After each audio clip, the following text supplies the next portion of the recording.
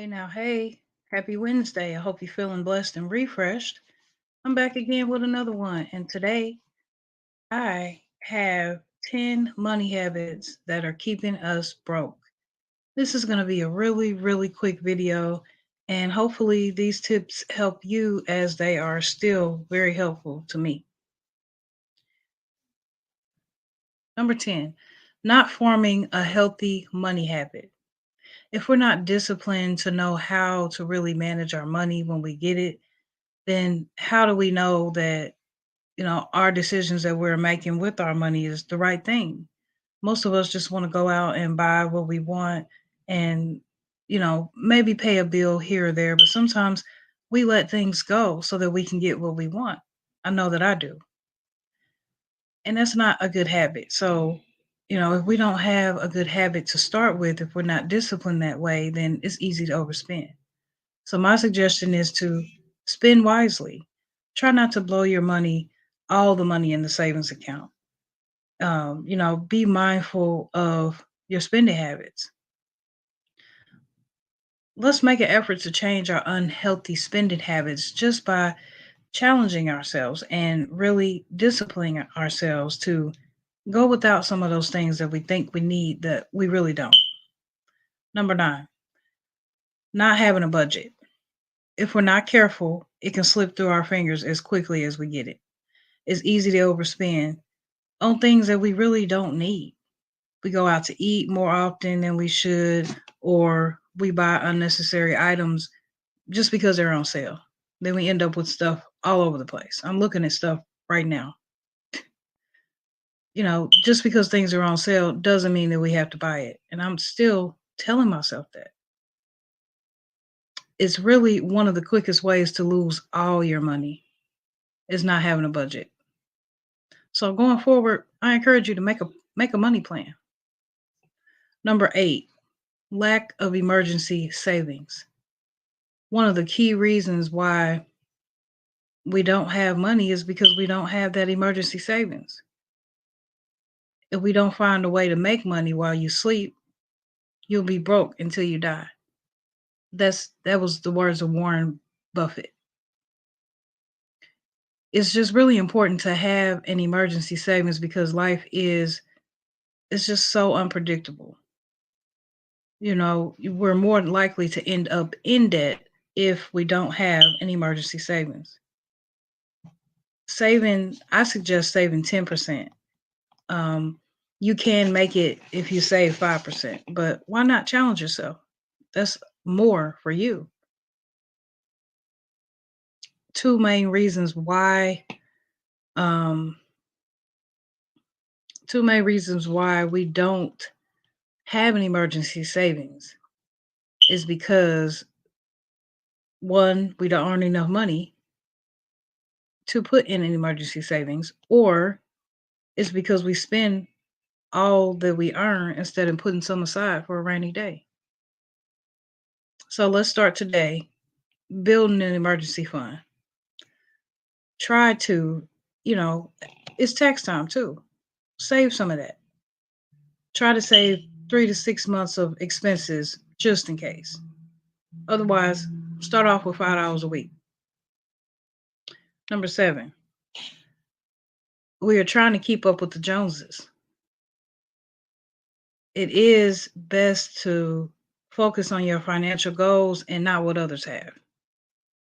The Joneses are the family down the street with the new car, the perfect house, and everything new, right? But really, you think that they have everything new and everything that you want, but really, they're just living just like you, paycheck to paycheck. The only difference is they learn to not live below their means. They save, save, save, and then they spend, spend, spend.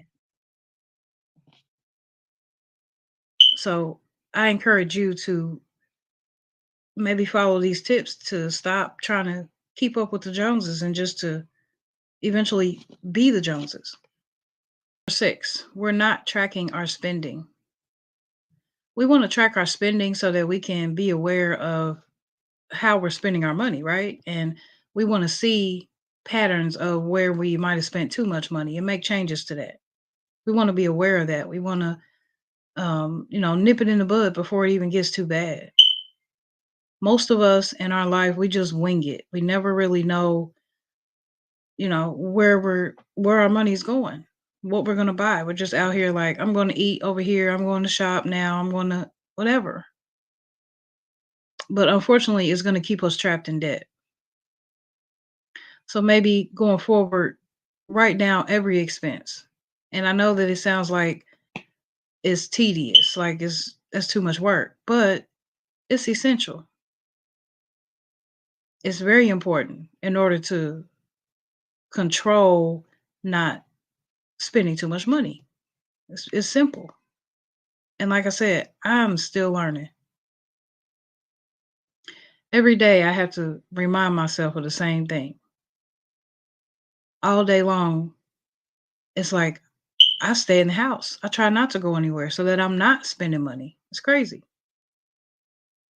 Number 5, we're making impulse purchases. We're not really thinking about the fact that, we really don't have enough money to buy it. And we're just thinking about the fact that we want it. Impulse purchases are made without any thought or any plan. Most of the time it's unnecessary. And if you look, it's quickly adding up. It's taken away from your money and it's adding to storage in your house. So I encourage you, as I encourage myself, to just take a step back and reconsider some of our spending habits. Impulsive purchases are they're made based on your emotions. Emotions like excitement, happiness, anger. But if you think about it, it only brings you short-term happiness and it leaves you broke and it leaves you in debt. So I encourage you to make a list of what you need. It just helps you stay focused when you go to the store. Um, Avoid shopping when you're angry, when you're mad, when you're stressed. A lot of us go shopping when we feel that way because it makes us feel better. But it only lasts a minute. And then you think about how much money you just spent. You just maybe going forward, think about just because the item is on sale, do I really need it? Number 4, we don't spread out our assets. We go and we put all of our eggs in one basket. When actually it's good to invest in a stock, or it's good to give to a charity, or it's good to, help someone out on the street. Because then that money is not going to be spent wastefully. It's going to go to something important. Number 3, we have lack of financial plans. It's proven that less than 1/3 of adults have a written financial plan. It just we keep making poor decisions because we don't have a financial plan. That goes back to writing it down. We're tempted to spend impulsively. We don't have enough saved for retirement or unexpected life events. So, so I encourage myself to start setting goals. Set goals for yourself and for your family. Make a budget, track it, write it down, and just look at how much money you save and how much headache you save because now you're smarter about it. Number 2, paying lots of taxes. A lot of us have a lot of tax debt. Some of us might not even know about it. But, paying taxes is a part of the government, funding the government. It's how society funds the government. It's also, if you do know about tax problems, it's a burden to try to avoid them because eventually they're going to catch up to you. They have tax advantage accounts like 401ks. You can do things like itemizing your deductions.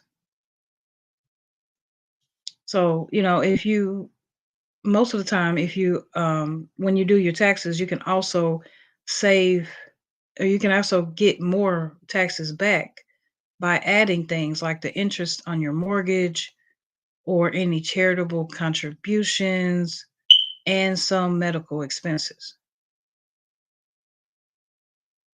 And if you do owe the IRS some taxes, maybe negotiate a plan with them so that they don't catch up with you and then it'd be almost too late and then you're paying a lot of money trying to catch up. I've been in this situation.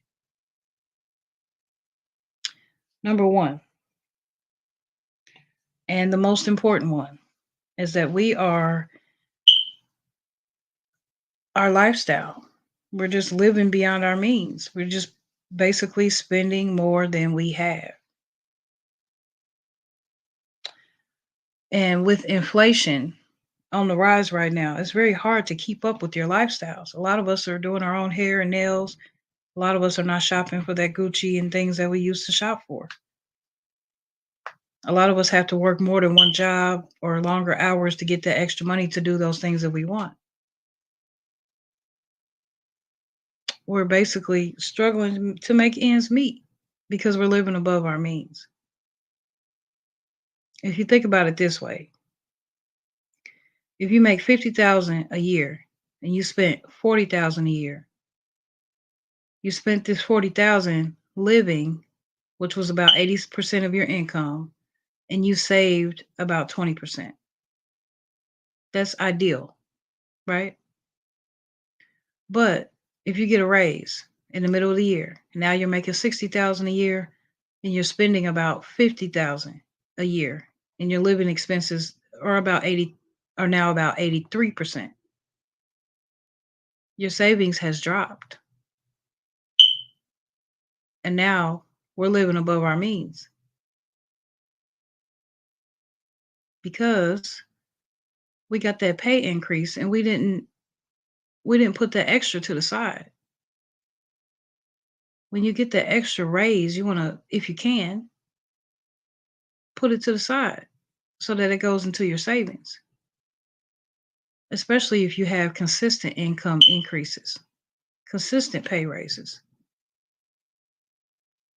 We we should be, is what they say, is what researchers say, that we should be living off of 50% for necessities, 30% for wants, and 20% for savings and investments.